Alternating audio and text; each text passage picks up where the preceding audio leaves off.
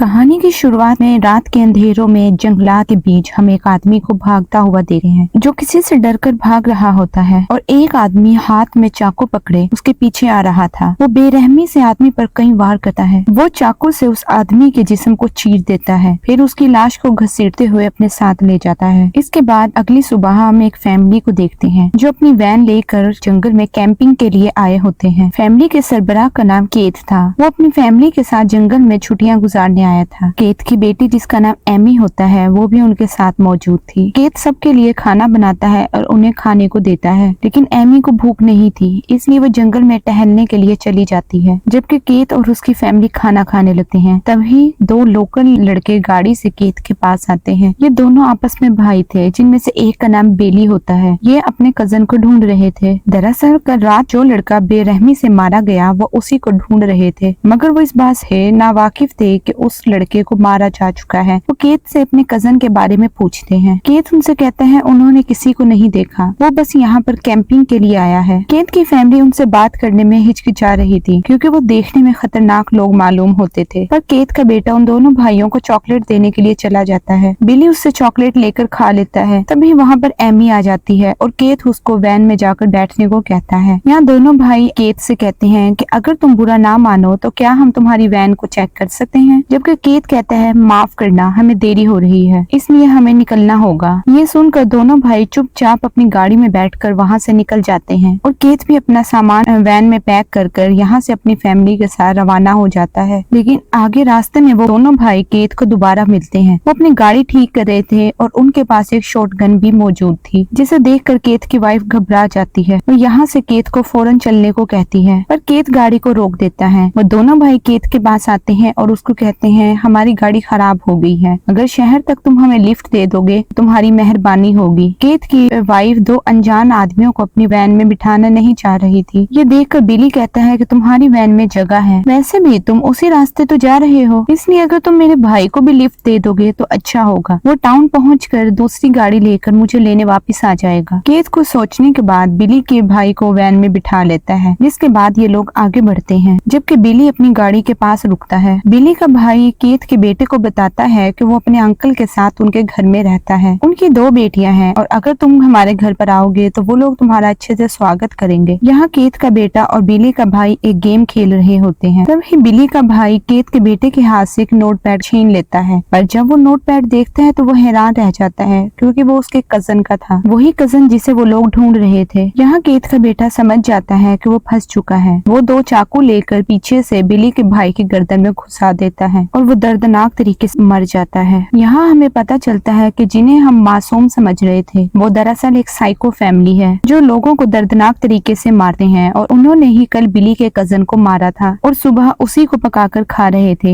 यानी ये लोग लोगों को कत्ल करते हैं और फिर उनको पकाकर खाते हैं। ऐसे लोगों को कैनिबल कहा जाता है, जो कि बहुत घटिया काम है। ये काम करते हुए ये लोग जरा भी नहीं डरते, बल्कि इस काम के दौरान वो इसे बहुत इंजॉय करके कर रहे होते हैं। इसके बाद ये बिली के भाई को मारकर उसके छोटे छोटे टुकड़े कर फ्रिज में स्टोर कर देते हैं। यहाँ केत की वाइफ अपनी बेटी एमी को आंख देती है, जिसे देखकर केत का बेटा गुस्सा करता है कि मुझे क्यों नहीं दी। यहाँ केत की वाइफ कहती है कि मैंने इसको ये इसलिए दी क्योंकि इसे खुद पर कंट्रोल है, जबकि तुम किसी को भी देखकर मार देते हो। फिर ये लोग मीट खाते हैं और बिली के घर जाने का फैसला करते हैं, क्योंकि इन्हें पहले ही बिली के भाई ने बता दिया था कि उस घर में 3 लोग होंगे, एक बूढ़ा आदमी और उसकी 2 बेटियां। केत को लड़कियों का मीट बहुत पसंद था, इसलिए केत अब उनके घर जाने वाला था। वहाँ एक बूढ़ा आदमी रहता था, इसलिए उन लोगों को मारना आसान था। पूरी तैयारी करके वैन लेकर ये लोग बिली के घर आते हैं। दरवाजा बिली की छोटी बहन खोलती है, जिसे ये लोग कहते हैं कि रास्ते में हमारी वैन खराब हो गई है और हम लोग मदद के लिए पैदल यहाँ तक चलकर आए हैं, और क्या हम आज रात यहाँ पर रुक सकते हैं। तभी बिली की बड़ी बहन आ जाती है, जिसका नाम सवाना होता है। वो थोड़ी समझदार होती है। वो उन्हें कहती है थोड़ा आगे जाने पे तुम लोगों को टाउन मिल जाएगा, वहाँ तुम लोग होटल में रुक सकते हो। ये सुनकर केत की वाइफ कहती है कि रास्ते में हमें बिली मिला था, जिसने हमें इस घर का पता दिया और रात हमें यहाँ पर रुकने की इजाजत दी है। ये सुनकर केत की छोटी बहन उनको घर के अंदर ले आती है। वो लोग उनसे फोन मांगते हैं तो बूढ़ा आदमी कहता है हमारे पास एक ही फोन था जो बिली अपने साथ ले गया है। अंकल उन्हें कहते हैं तुम लोग आज रात आराम से यहाँ पर रुको। वो लोग उन्हें खाना खाने को दे देते हैं और हर तरह से उनका ख्याल रखते हैं, पर वो लोग इस बात से अनजान थे कि जिन लोगों को मेहमान समझकर वो इतना सम्मान दे रहे हैं वही लोग उनको मारकर खा जाएंगे। यहाँ केत की फैमिली को खाना बिल्कुल भी पसंद नहीं आता क्योंकि उन लोगों को इंसानी मीट खाने की आदत हो चुकी थी। जब वो लोग खाना खा रहे होते हैं तो सवन्ना उनसे पूछती है कि अगर बिली उनको रास्ते में मिला था तो वो खुद उन्हें छोड़ने क्यों नहीं आया। इस पर केत की वाइफ कहानी बनाते हुए कहती है कि बिली और उसका भाई अलग अलग होकर अपने कजन को ढूंढ रहे थे और हमें वो पैदल मिला था, पर सवन्ना को अनजान लोगों पर भरोसा नहीं था, इसलिए वो सवाल पूछना जारी रखती है। उसके सवालों से केत का परिवार तंग आ जाता है और वो अपना हथियार निकालने लगते हैं। तभी घर में एक लंबा चौड़ा आदमी आता है जिसे देखकर वो अपने हथियार वापस रख देते हैं। वो आदमी सवन्ना की छोटी बहन का बॉयफ्रेंड होता है। उससे लड़ना इन लोगों के लिए आसान ना होगा, इसलिए वो दूसरा प्लान बनाने का सोचते हैं। उधर बिली जंगल में अकेला ठंड में गाड़ी के पास खड़ा होता है और अपने भाई के वापस आने का इंतजार कर रहा होता है। तभी वहाँ पर एक पुलिस ऑफिसर आता है। वो उसकी मदद करने के लिए लिफ्ट की ऑफर करता है, पर बिली मना कर देता है क्योंकि पुलिस वालों के साथ उसकी नहीं बनती। वो कहता है एक फैमिली ने मेरे भाई को लिफ्ट दी थी और अब तक मेरा भाई पहुंच गया होगा और मदद लेकर मुझे लेने आता ही होगा। ये सुनकर ऑफिसर्स वहाँ से चले जाते हैं। उनके जाते ही बिली को उल्टियाँ होने लगती है और उसके पेट में बहुत तेज जलन होने लगती है। बिली का ये हाल उस चॉकलेट को खाने की वजह से हुआ था जो उसको केत के बेटे ने दी थी, यानी उस चॉकलेट में कुछ मिला हुआ था। और ऐसी ही चॉकलेट केत का बेटा सवन्ना की छोटी बहन को भी देता है जिसे वो ले लेती है। दूसरी तरफ एमी जब वॉशरूम में जाती है तो वो गलती से बिली के भाई की आंख को गिरा देती है जो उसको उसकी माँ ने दी थी। इसके बाद एमी जैसे ही बाहर आती है वो सवन्ना से मिलती है। एमी उसे देखकर उसके करीब आने लगती है, यानी ये दोनों एक दूसरे को पसंद करने लगी थी क्योंकि ये दोनों ही लेस्बियन थी। तभी सवन्ना की छोटी बहन वहाँ पर आ जाती है और उनसे कहती है चलो सोने का इंतजाम करें। फिर केत और उसकी वाइफ को गेस्ट रूम सोने के लिए दिया जाता है और केत के बेटे को एक छोटा सा कमरा दिया जाता है जिससे वो बिल्कुल भी खुश नहीं था। सवन्ना की छोटी बहन अपने बॉयफ्रेंड के साथ सोने वाली है, इसलिए सवन्ना को एमी के साथ रूम शेयर करना होगा। यहाँ केत की वाइफ थोड़ी डरी और घबराई होती है क्योंकि वो एक हंसते बसे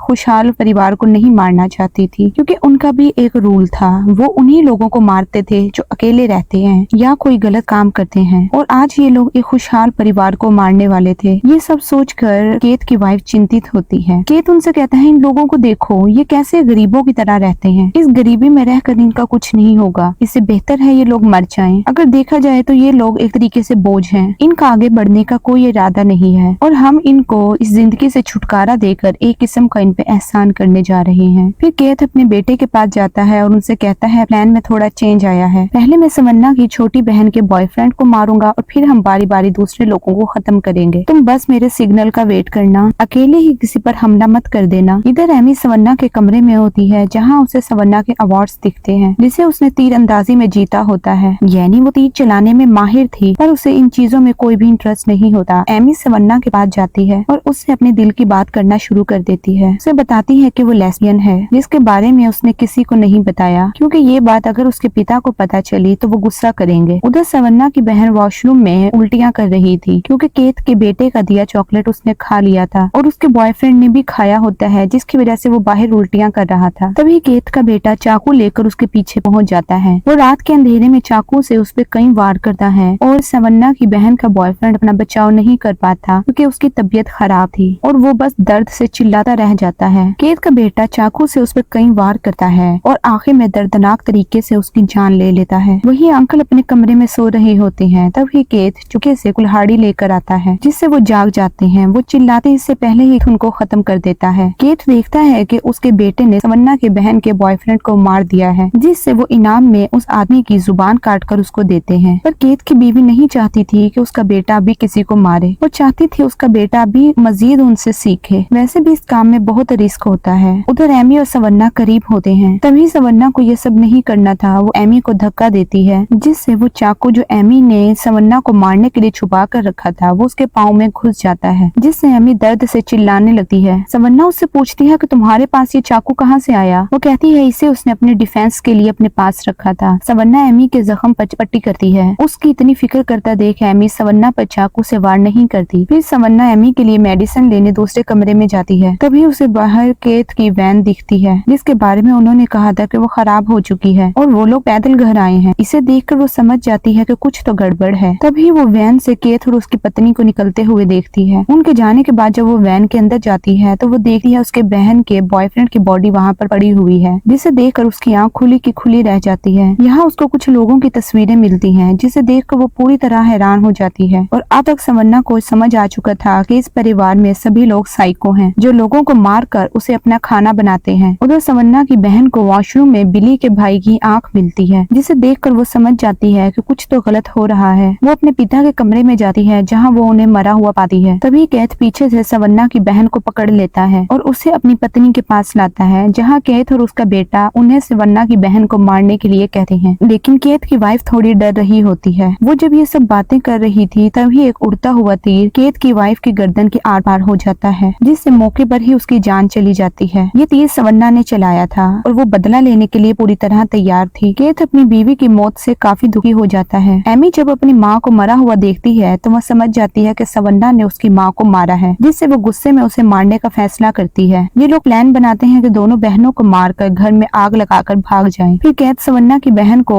एक कुर्सी पर बिठाकर रस्सियों से बांध देता है और उसे टॉर्चर करने लगता है। वो उसे इतना ज्यादा दर्द देता है कि उसकी चीखें सुनकर सवन्ना यहाँ पर आ जाए। कैथ सवन्ना की बहन की उंगलियों को एक एक करके मोड़ने लगता है, जिससे उसे बहुत दर्द होता है और वो दर्द के मारे रोते हुए चिल्लाती है और उसकी दर्द भरी आवाज सुनकर सवन्ना वहाँ पर आ जाती है। पर वो कैथ के बेटे को पकड़कर अपने साथ लाई थी। उसने उसकी गर्दन पर चाकू रखा हुआ था, पर कैथ सवन्ना की बहन के गर्दन पर चाकू रखकर उसे मारने की धमकी देता है। सवन्ना को डर होता है कि कैथ कहीं उसकी बहन को मार ना दे, क्योंकि ये आदमी पूरी तरह से पागल था। इसलिए वो कैथ के बेटे को छोड़ देती है, पर वो लोग सवन्ना को भी पकड़कर उसकी बहन के साथ वहीं पर बांध देते हैं और कैथ सवन्ना के बॉयफ्रेंड की कटी हुई जीप को पकाकर दोनों बहनों के पास लाता है और सवन्ना की बहन को खाने को कहता है। और जब वो खाने से इनकार कर देती है तो वो उसे टॉर्चर करते हुए बुरी तरह मारता है और उसकी एक उंगली को काट देता है, जिससे वो दर्द से चिल्लाने लगती है और कैथ उंगली को उसके मुंह में डाल देता है। कैथ सवन्ना को जीप खाने को कहता है। यहाँ वो अपना दिमाग दौड़ाती है और उसका ध्यान भटकाने की कोशिश करती है। एमी लेस्बियन है और उसे लड़कियों में इंटरेस्ट है। वो मेरे साथ सोई थी। इसके बाद कैथ एमी से झगड़ा करने लगता है, जिससे एमी को कुछ टाइम मिल जाता है। वो अपने हाथों की रस्सियों को ढीला करके खोलती है और अपने पास पड़ा एक कांटा उठाकर कैथ की एक आंख में घुसा देती है, जिससे कैथ दर्द के मारे चिल्लाने लगता है। लेकिन वो इस कदर पागल आदमी था कि अपनी उसी आंख को निकाल कर अपने मुंह में डाल लेता है। यहाँ सवन्ना एमी से लड़ रही होती है, जबकि उसकी बहन अभी भी कुर्सी से बंधी हुई थी। तभी बिली वहाँ पर आता है और कैथ पर अपनी शॉटगन से फायर करता है, जिससे कैथ के कंधे पर गोली लग जाती है। तभी कैथ का बेटा जो घर के बाहर कैरोसिन छिड़क रहा था, वो गन की आवाज सुनकर घर के अंदर आता है। सवन्ना एमी के सर पर हमला करके उसे घायल कर देती है। तभी कैथ का बेटा उसके पीछे चाकू लेकर पड़ जाता है। वो उसे किचन तक ले जाती है और उसके मुंह पे गरम गरम पानी डालकर उसे कमजोर करती है और फिर उसे मार डालती है। दूसरी तरफ कैथ और बिली लड़ रहे थे। तभी कैथ मौका देखकर चाकू बिली के सर में घुसाकर उसे मार डालता है। इसी बीच सवन्ना की बहन आजाद होकर कैथ को हथौड़े से मारकर उसे खत्म कर देती है। फिर सवन्ना अपनी बहन के पास आती है। इसी बीच एमी उठकर सवन्ना की बहन पे पीछे से वार कर उसे मार डालती है। ये देखकर सवन्ना का खून खोल उठता है। वो सीधा एमी पर हमला कर देती है और फिर दोनों के बीच भयानक लड़ाई होती है। सवन्ना एमी के पीछे हथौड़ा लेकर पड़ जाती है और एमी अपनी जान बचाने के लिए घर से बाहर भागती है। तभी एक पुलिस वाला अपनी गाड़ी लेकर आता है और सवन्ना को अपनी गन से शूट करता है। गोली सीधा सवन्ना के सर पर लगती है और वो मौके पर ही मर जाती है। दरअसल ऑफिसर को सवन्ना ने ही एमी के फोन से कॉल कर बुलाया था। यहाँ पहुंचकर ऑफिसर को लगा कि एमी विक्टिम है और सवन्ना किलर है, तभी उसने ये कदम उठाया। लेकिन ऑफिसर जब घर के अंदर जा रहे होते हैं, पीछे से एमी उन्हें चाकू से मार देती है। घर में आग लगाने के बाद वो अपनी वैन लेकर जिंदा यहाँ से बचकर निकलती है। वो अब अकेली थी और इसी के साथ यहाँ पर मूवी खत्म हो जाती।